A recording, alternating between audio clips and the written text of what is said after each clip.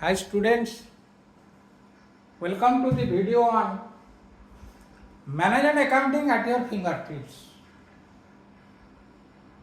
We have taken 7 videos for discussing the financial analysis or ratio analysis.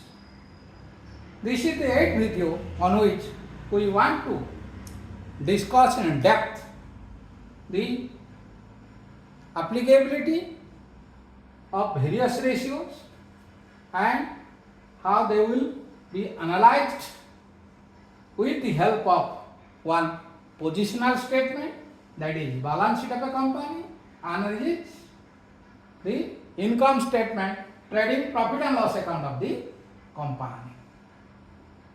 So here it is given, calculate various ratios from the balance sheet of Messrs. Naik and Sons Private Limited as on 31st March 2023. So, as per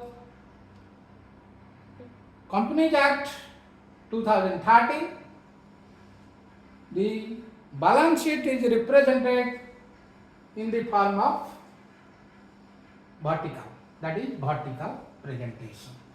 First, equity share capital. Under equity and liability, first comes equity share capital 15 lakh, 10% preference share capital 5 lakh, reserve and surplus 7 lakh. Then under non-current liability, 12% debentures 20 lakh, bank loan 22 lakh.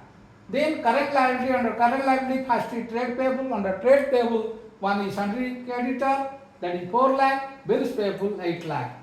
Then current liability, outstanding expenses is given 1 lakh.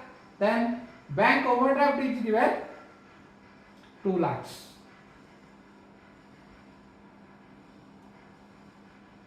Then under asset, first non-current asset, land and building 14 lakh, plant and machinery 25 lakh, investment outside the company 10 lakh, current assets 32 lakh, that is working note 1.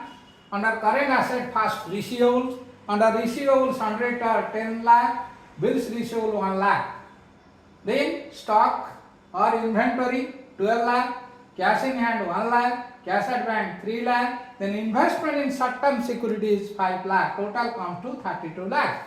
Then comes fictitious asset, the total first preliminary expenditure of 2 lakh, discount on issue of debenture 1 lakh, total comes to 3 lakh. So asset total 84 lakh is equal to liability total 84 lakh. It is based on the accounting equation, asset is equal to liability plus equity or capital. Then under profitability statement, trading and profit loss account of Messrs. Naik and Company Private Limited for the period ending 31st March 2023 is given. On the credit side, by sales 50 lakh, by closing stock 12 lakh, then trading on debit side to opening stock 8 lakh, to net purchase 30 lakh, to carriage and freight, that is direct expenses 1 lakh, wages 3 lakh, gross profit 20 lakh, which will be taken to the credit side of profit and loss account. On the credit side profit loss account, by gross profit brought down 20 lakh, by non-operating income, that is interest on security 2 lakh, dividend on share 3 lakh, profit on sale of asset 1 lakh. So total 26 lakh. Under debit side, operating expense like administrative expenses 8 lakh, selling and distribution expenses 2 lakh. So total operating expense is 10 lakh. Non-operating expenses 1 lakh, financial expenses 1 lakh, to net profit 8 lakh. Total comes to 26 lakh. So we have to analyze the various ratios. Before that, we will have a brief discussion about the various ratios that we discussed in 7 videos. So first is types of ratios. It is liquidity ratios or short-term solvency ratio. Second, leverage ratio or long-term solvency ratio. It may be capital structure ratio or coverage ratio. Then third one is activity ratio or efficiency ratio or performance ratio or turnover ratio. Then profitability ratios, Profitability may be related to sales or may be related to investments. So, we know the main purpose of liquidity ratio is to prove the short-term solvency. That means it proves the ability of any business to pay its short-term liability. Inability to pay of short-term liabilities affects the creditability of the company, and as well as it also adversely affect the credit rating of the company. Various liquidity ratio will discuss mainly three ratios. One is current ratio, second one is quick ratio, third one is absolute liquid ratio or cash ratio. Then we will discuss leverage ratio or long-term solvency ratio. Under this ratio, it is equity ratio, debt ratio, debt to equity ratio, debt to total assets ratio, capital gearing ratio, then proprietary ratio.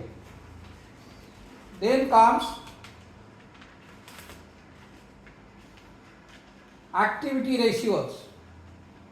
Under activity ratios, we will discuss total asset to turnover ratio, fixed asset to turnover ratio, capital turnover ratio, then current assets turnover ratio, inventory turnover ratio, receivable turnover ratio, receivables velocity or average collection period, then payable turnover ratio.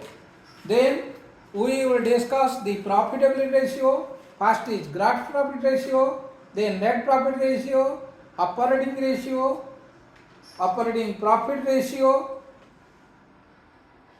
then operating expenses ratios, financial expenses ratios, then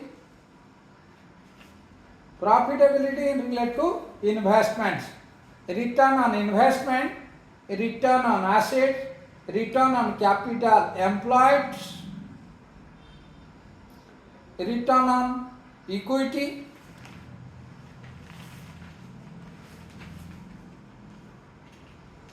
then investment or asset turnover equity. Then other profit earning ratios are price earning ratio, dividend yield ratio, earnings yield ratio,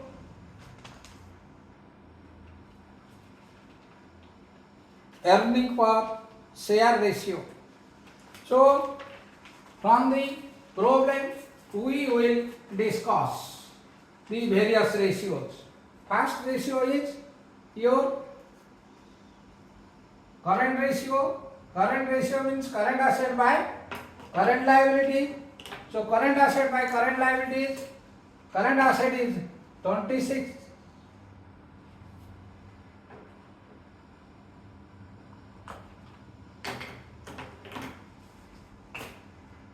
$32 lakhs, then current liability 15 lakh. So 32 lakh divided 15 lakh, it is 2.13:1. Then we will calculate the liquidity ratio. Then under liquidity ratio, liquid asset by liquid liability. For liquid asset, we have to deduct the inventory and prepaid expenses if any. In this case, only inventory is given. Inventory stock 12 lakh. So we will deduct 12 lakh here. So we will get 20 lakhs. Then divided by liquid liability means current liability excluding bank overdraft. Bank overdraft is 2 lakh. So 13 lakh. So 20 by 12 is the ratio. 20 by 13. 20 by 13 is the ratio, that is 1.7:1 approximately.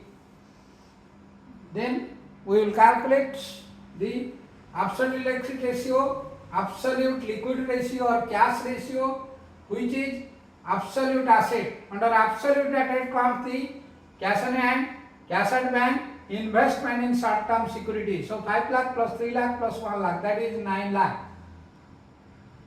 So absolute asset is 9 lakh and your liquid liability is 13 lakh.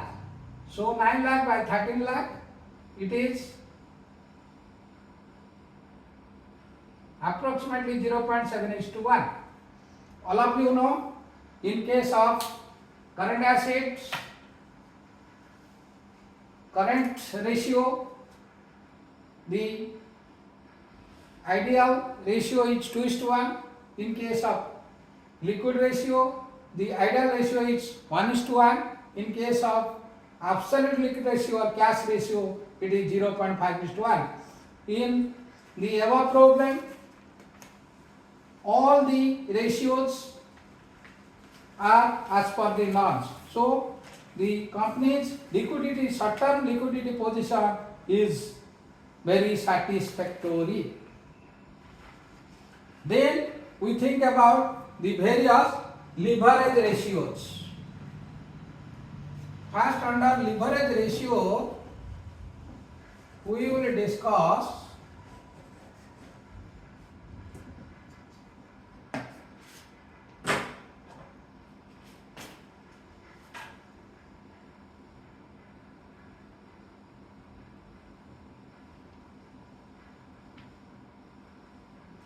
equity ratio.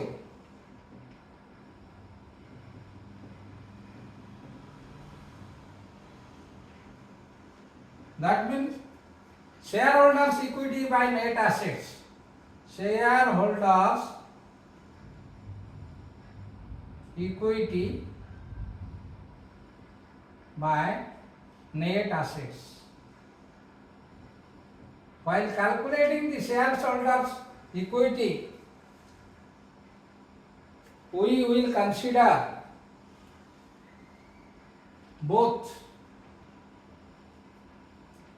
total equity capital, that means the capital fund is equity share capital plus 10% preferred share capital plus reserve and surplus.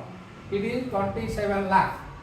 So shareholder both long term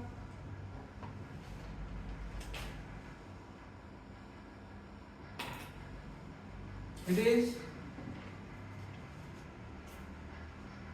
27 lakhs divided by net asset. So total asset is 84 lakh. From total asset, we have to minus the fictitious assets, that is 3 lakhs. So 84 minus 3, that is 81 lakhs. So 27 by 81, it is 1:3.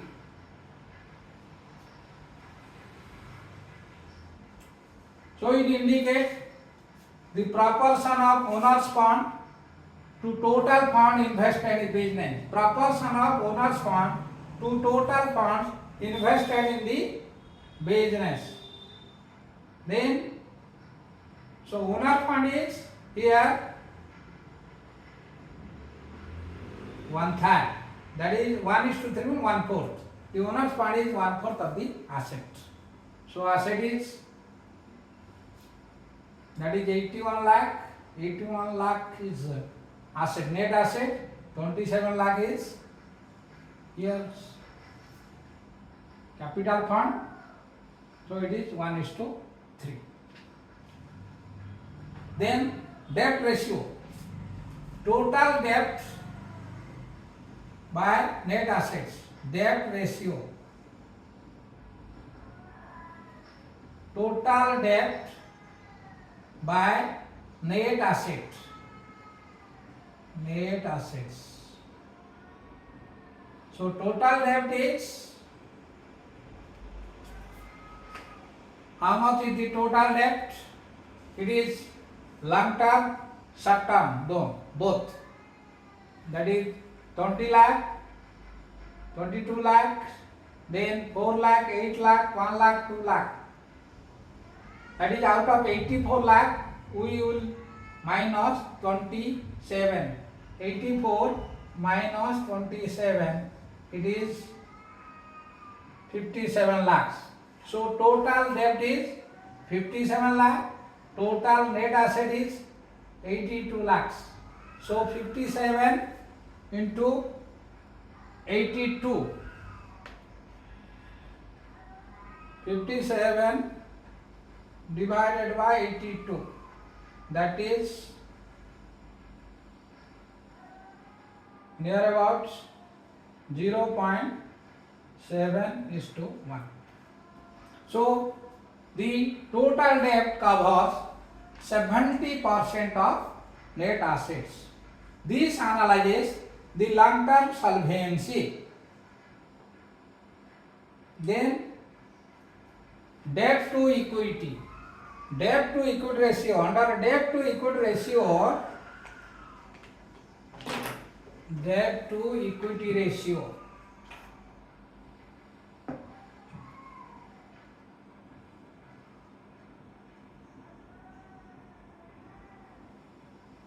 debt to equity ratio, it is total debt by net assets.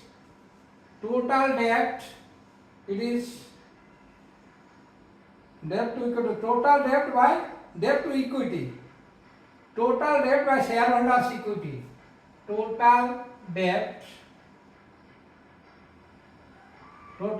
we have already calculated, divided by shareholders equity, shareholders equity. So it is, total debt is 57 lakh. So shareholders equity is 27 lakh. So 57 divided by 27, it is 2.1:1. 2.1:1. So this indicates the financial leverage. That means it is the indicator of financial leverage. Higher the ratio, less is the protection for creditors. Higher the ratio, less is the protection of creditors. Lower the ratio, the more is the protection for creditor. Then debt to total assets, that we have already discussed, debt ratio. Then comes capital gearing ratio. Capital gearing ratio.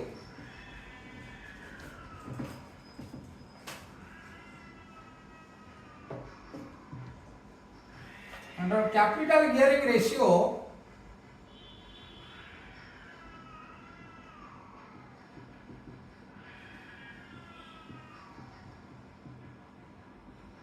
preferential capital,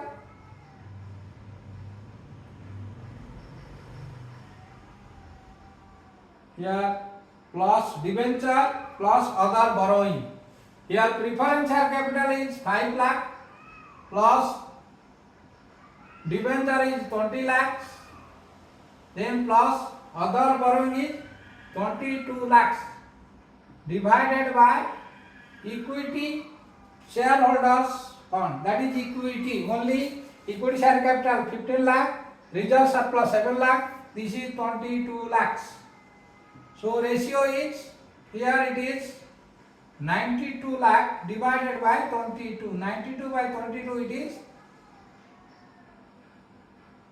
46/11.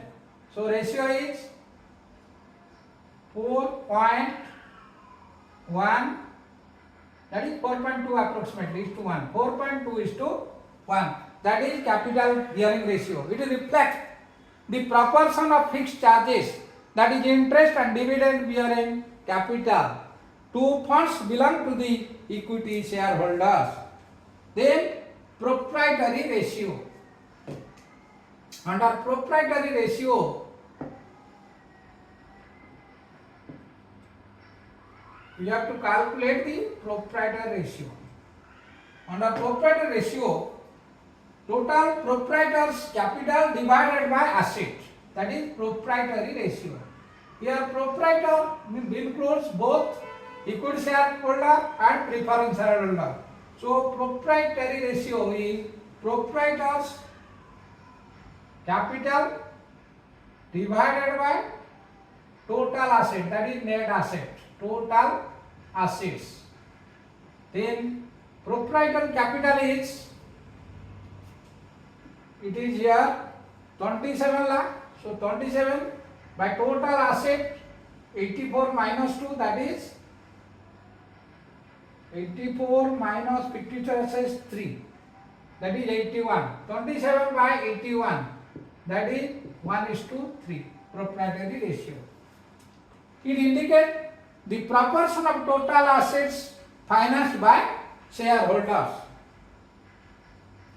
Then we will calculate the various leverage ratios, that is coverage ratio, debt service coverage ratio, earning available for debt services divided by interest plus installment. Debt service coverage ratio is very important for financing long-term loans.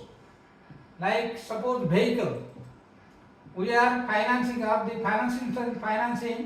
car. So for car loan, they have to calculate the debt service coverage ratio. Debt service coverage ratio.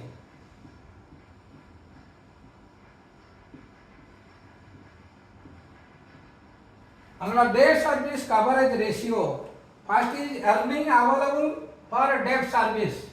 Formula is earnings available for debt service divided by interest plus installment.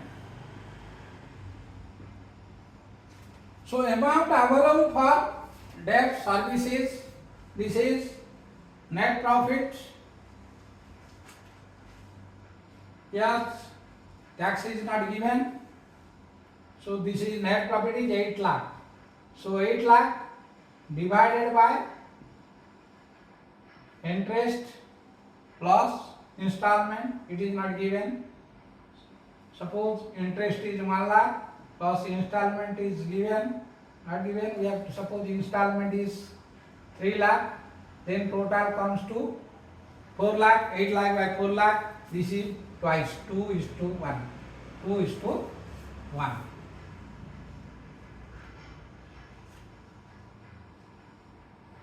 So for calculating earnings available for debt service, we have to take into consideration net profit, earning after taxes plus non-cash operating expenses. Here we have to calculate like this: debt service coverage ratio. For debt service coverage ratio, we have to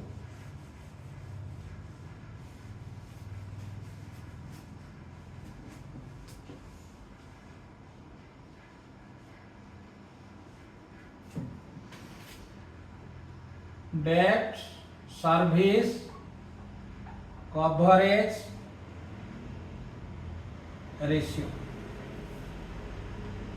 It is earning available for debt service. Earnings, this is most important for everyone. Earnings available for debt service.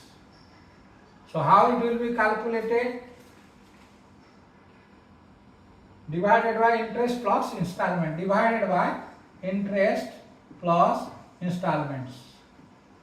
So how we will calculate earnings available for debt service? Net profit, that is earning after tax. Here net profit is 8 lakhs.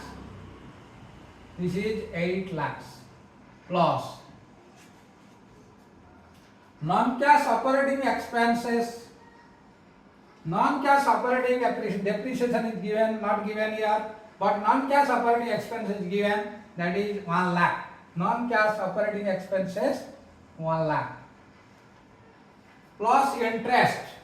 Interest is given, suppose financial expenses it is interest to bank, that is 1 lakh. Then 1 lakh. So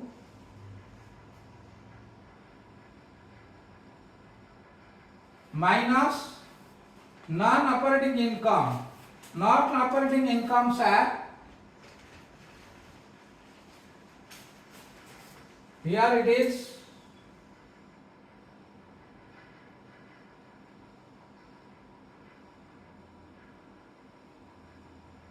8 lakh, that is 1 lakh, sorry, that is non-operating expenses 6 lakhs. 6 lakhs is given because interest on security 2 lakh, dividend on share 3 lakh, profit on sale of asset 1 lakh. So you have to deduct 6 lakhs.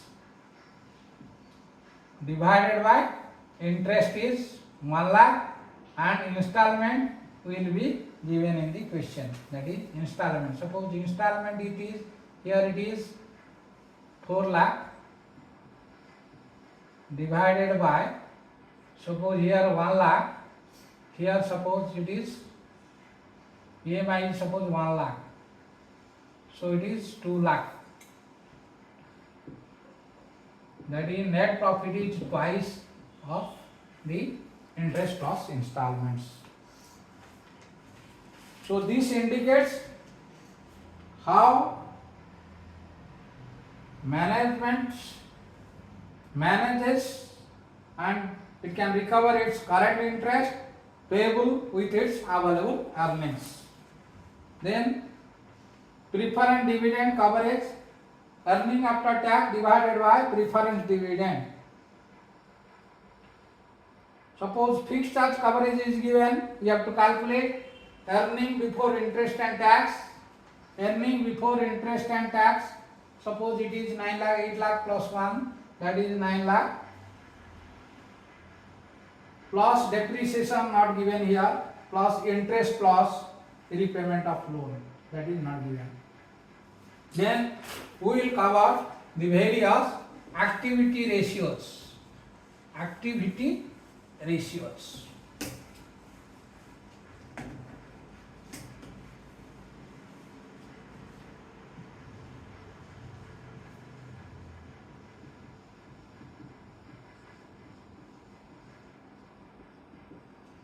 Under activity ratios comes the total asset turnover ratio. Total assets turnover ratio.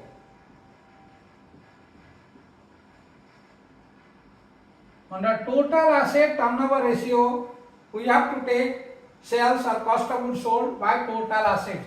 Suppose cost of goods sold by total assets. In this case, cost of goods sold is sales minus gross profit. Here sales is 50 lakh, gross profit 20 lakh. So cost of goods sold is 30 lakh. Then total asset out of 84 lakh, 3 lakh, 50 I will deduct, that is 81 lakh. 3 lakh divided by 81 lakhs. So this is 3 lakh divided, sorry, this is 30 lakh. 30 lakh divided by 81 lakh. So 30 by 81 or 10 by 27. 10 is to 27. On the activity ratio, it indicates efficiency with which the firm uses its total assets. Then fixed asset turnover ratio. Under fixed asset turnover ratio, cost of goods sold again is given 30 lakh divided by fixed asset. Fixed asset is here, that is 14 lakh, 25 lakh, 39 lakhs. Fixed asset is 39 lakhs. So 30 lakh divided by 39 lakh. It is 10 is to 30. 10 is to 30.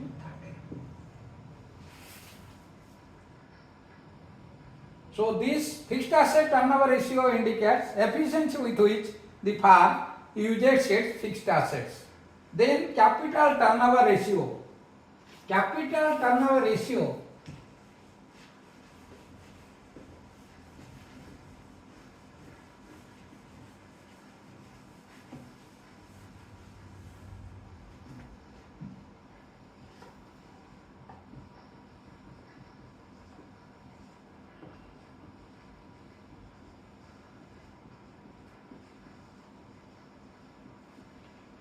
under capital turnover ratio,